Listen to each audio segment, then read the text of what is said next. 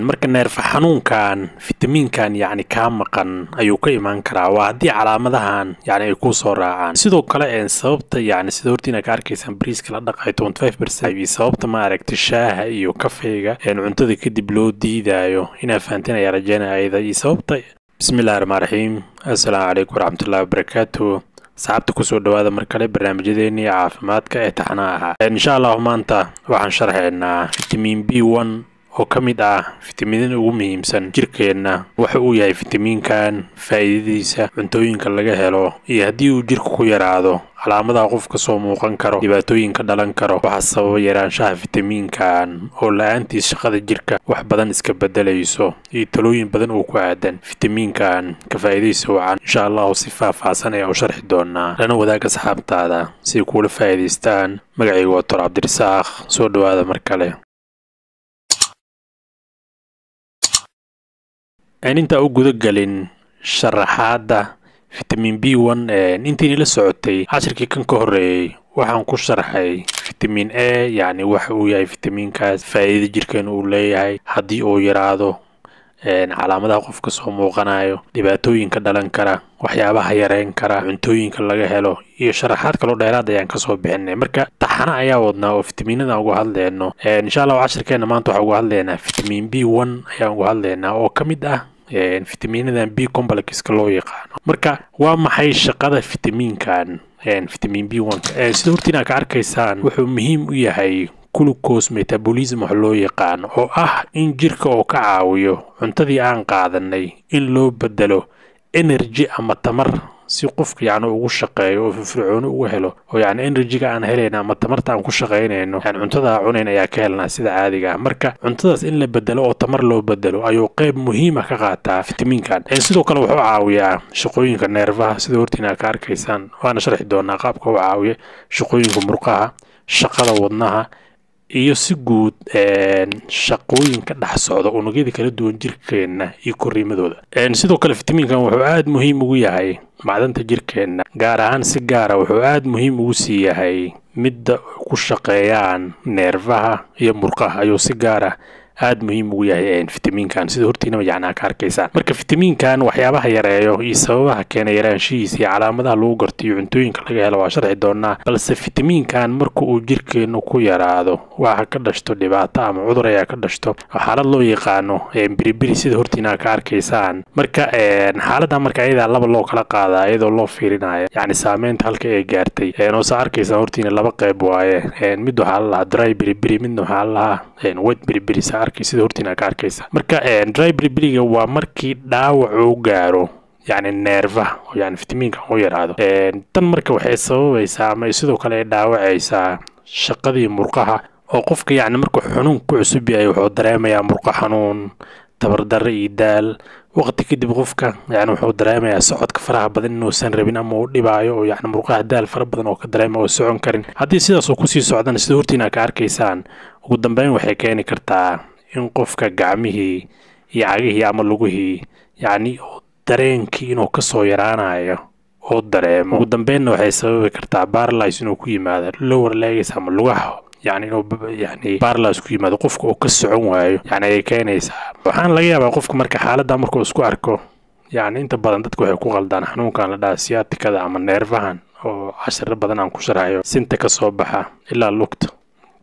يعني gaar ay ku qaldaan oo qofka yani lugta kama socon karo ama lugii kama socon karayo dhaha oo qaar ka dambe yani kabaabiye ama xanuun ama tabardarro ayaan ka dareemayo dhaha marka cilada fitamiinkan ay ka imaan kartaa marka waxa laga yaabaa in xanuuno kale ku qalada ama xanuunadan kale cuduradan kale neerfaha saameeya ku qalado balse cilada fitamiinkan yaraaday ay ka timid balse waxay gelinta bulshada aad u yar darteed inta badan يعني dadka kuma baraarugsano yani arrinkan sidoo kale qofku wuxuu isku arki karaa involuntary movement oo yani dhanka indhaha oo nystagmuska waxaan loo yaqaan ayuu isku arki karaa yani indhaha in aad u dhaqaaqayaan control la'aan sidoo kale wuxuu isku arki karaa inay wax mudmudayaan oo kale jirka oo ama kabaabi wax la mid ah isku arki karaa taas waa mid oo dry yani biribiriga loo yaqaan waaye noocan kale oo wet biribiriga loo yaqaan oo markuu saameeyo wadnaha iyo wareegga dhiigga qaybta hore waxay ahayd markuu saameeyo murqaha iyo neerfaha qaybtan kale markuu saameeyo wadnaha iyo mataqaana wareegga dhiigga markaas qofku wuxuu isku arkayaa calaamad ay kamid yihiin wadna garaac zaa'id ah naqas iyo barar ku yimaada lugaha yani bararkaas inta badan wuxuu ka turjumaa ama ka yimaada markii wadnaha ay cilada ka timaado oo yani wadnaha yani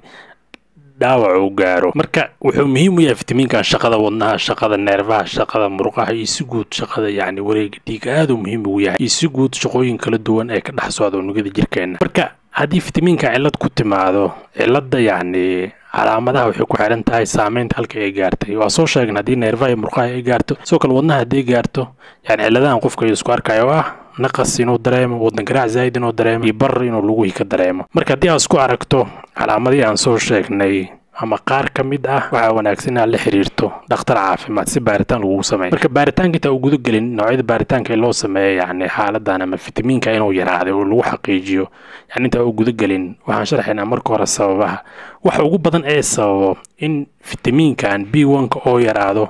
yani waxaa la dhahaa yani qofka waa in uu qaadanin cuntadii laga helayay fitamiinkan, ama cuntadii waa uu qaataa balse markii uu qaato ayuu shaah ka daba cabaa ama kafee iyo wax lamid ka daba cabaa. taasaa marka waxay keentaa in jirka uusan nuugin fitamiinkii. sababta u nuugayna waxay tahay sida horta inaad ka arkaysaan qofka haddii uu qaato fitamiinkan cuntooyinka laga helo aan sharxi doono kadibna uu shaah ama kafee ka daba cabo, waxaa dhacayo shaaha iyo kafeega waxaa ku jira enzymka ama dheecaanka lagu magacaabo thiaminases-kana wuxuu yani carqaladeeyaa nuugista lagu sameyn lahayo oo mandhiciraha ay ku sameyn lahaayeen fitamiinka micnaha oo thiaminka loo yaqaan ama B1 magac kale loo yaqaan waa thiamin. marka thiaminaseska wuxuu sameynaa enzymkaas yani inuu burburiyo ama inuu destroy ku sameeyo ama inuu dhaawaco maaragtay nuugista fitamiinka. marka cilada halkaas ay ka imaanaya qofku cuntooyinka waa qaataa balse shaah ayuu isla markiiba ka daba cabaa iyo kafee iyo wax lamid. marka waxaa wanaagsan 2 saac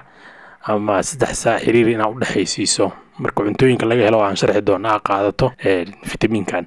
marka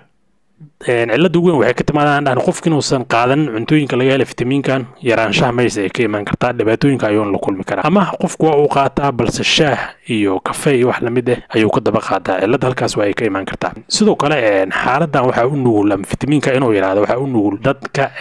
hyperthyroidism ka qaba oo goitarka waxaan la dhahaa qaba, sida horta inaad ka arkaysaan oo qanjirkan thyroidka ka xanuunsan gaar ahaan qaybta hyperka. dadkaas ayagana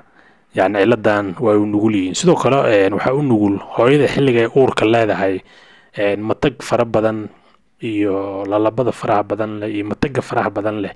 yani wuxuu keenayaa waxay cuntaba inay gadaal u soo celiso. marka xilliga uurka yani haddii absorption badan lagu sameynin waxaa dhacayo in fitamiinkaas oo yaraado. marka waa halis hooyadii cunug uur ku jira labadaba. sidoo kale qofka haddii waqti dheer shuban fara badan oo isku arko oo shuban yani daba dheeraada qofka duu ku yimaado oo qof xanuunsan oo dheefshiidka xanuunsan asagana yani waa lagu arkaa ciladan oo waxaan fitamiinada muhiimka ah jirka mandhiciraha lagama nuugayo oo shubanka ay raaca yani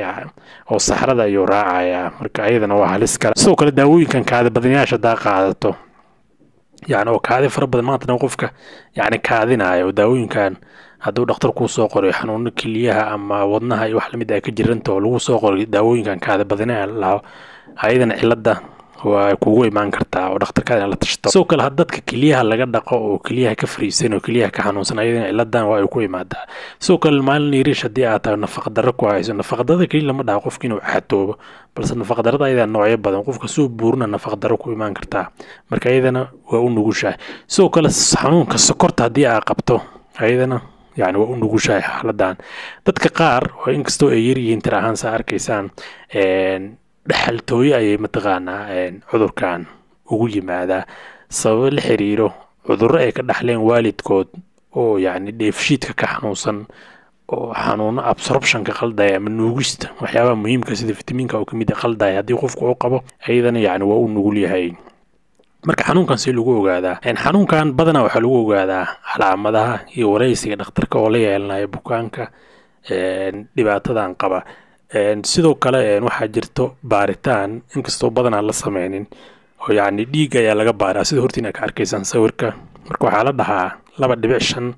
ilaa 7.5 microgram per deciliter ayaa laga rabaa yani celcelis ahaan yani halkii deciliter inay ahaato 2.5 ilaa 7.5. natiijadaasna saa arkaysaan yani hal maalin bar ayaa jawaabta la suga. laakiin badanaa dhakhaatiirta ma sameeyaan. marka halbeega la isticmaalay ku xiran tahay halbeegaas daa isticmaasho يعني intaas inuu noqdo ayaa laga rabaa. halbeega daa isticmaasho kalena saa arkaysan hortiina يعني nanomol hadii aad isticmaasho bal liter hadii aad isticmaasho ayadana يعني waxa laga rabaa ranjiga dhalisaan 70 ilaa 180. marka cabirka halbeega isticmaasho ku xiran tahay ma aragtay natiijada ama numberka macnaha halbeega isticmaasho ku xiran tahay. marka hadii marka dhakhtarka oo calaamadii wixii uu arko kadibna oo baaro oo ogaado fitamiinka inuu kugu yar yahay يعني داوين ayaa jiro hortiina ka muuqata arkaysan noocyo kala duwan ayaa jira dhakhtarka ayaa ku qoray adigana iska qaadata ma ahan dhakhtarka markuu ku wareysto kadib saa go'aan ka gaarayo baarista kadib sida ayaa ku qoray insha Allah balse adina iska qaadato yani ma wanaagsan sababtu waxay tahay saa 10kii ugu dambeeyay shalay fitamiin A marka sharxina ku soo sharaxnay toxicity waxa la ka dhashto oo ah qofku inuu ku sumo maadaama fitamiinka inuu iska badiyo laga yaabo. marka dhakhtar daadan ahayn ma garanaysid inta xabee maalinta u baahan tahay inta jeer maalinta u baahan tahay xaddiga milligramka u baahan tahay madooska iyo inta maalin ay soconayso ma garanaysid. marka inaad iska wada ma iska cunto sidoo kale qaadashadana waxay ku xiran tahay da'da iyo jinsiga nooca tahay lab ma tahay mise didig lab ma tahay mise didig ay ku xiran sidoo hortiina ka arkaysaa. marka dhakhtarka inuu go'aan ka gaaro waay si xaddiga saxda ah ee kugu haboon oo ku siiyo. sidoo kale sidoo hortiina ka arkaysaan hooyada nuujinayso ilmaha waxa wanaagsan ayaa Allah si joogto ah yani inay u qaadato fitamiinkan aad iyo muhiim ugu yahay ayada iyo cunuga. marka hadii yani cunug nuujinayso dhakhtar la tasho insha Allah si uu kaaga caawiyo yani arrinkan si dhibaatadaas yani aysan ku saameynin adiga iyo cunuga nuujinaysid labadaba. marka cuntooyinkee ayaa laga helaa fitamiinkan cuntooyin fara badan ayaa laga helaa sida hortiina ka arkaysaan sida qamadiga oo kale waa laga helaa. qamadiga marka si caadi ah qofku dii uu sameeysto ama sareenti wax la mid ah يعني aad ay ugu badan tahay dadka sareenta waxa isku quraacda يعني aad يعني ay ugu badan yahay fitamiinkan يعني aad ay ugu helayaan. sidoo kale sisinta oo kale dii maalinta ay shiidato isbuuci dhowr jeer aad ayaa looga helaa. sidoo kale caanaha waa laga helaa ukunta waa laga helaa sida hortiina ka arkaysaan. sidoo kale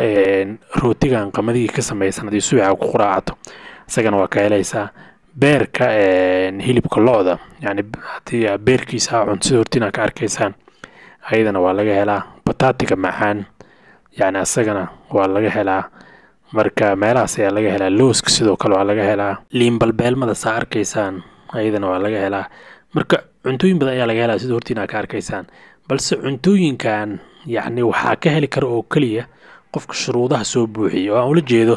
cuntooyinka marka qaadato hadii shaaha ka daba cabto ama kafee isla saacad gudaheeda ka daba cabto jirka ma nuugayo fitamiinki. marka ina iska ilaaliso weeyaan. sidoo kale bariiska waa laga helaa balse waxa la dhahaa bariiska sida hortiina ka arkaysaan 25% faa'iidadii qofku waa uu waynayaa hadii aad u dhaqo saa arkaysaan macnaasi ku celcelis aad u dhaqo yani 3 mar 4 mar 5 mar aad dhaqdo bariiska sida hortiina ka arkaysaan 25% ayuu luminayaa yani fitamiin B1 ka helayd. marka ma wanaagsan dhaqista faraha badan leh dadka qaar yani waxay u maleeyaan dhaqista lagu celceliyay inay faa'iido badan keento balse maadaama dabca saarayso hal mar hadii aad nadiifiso oo ay ku filan tahay. markina faanteen ayaa rajaynaya fitamiin B1 waxa uu yahay faa'iidada jirka uu leeyahay cuntooyinka laga helo waxyaabaha yareeyo calaamadaha qofka soo muuqanaya markuu yaraado dhibaatooyinka dhalan karo cuntooyinka laga helo iyo sida loo daaweeyo baaritaanada loo sameeyo iyo wacyigelin guud oo ku aadan yani fitamiinkan.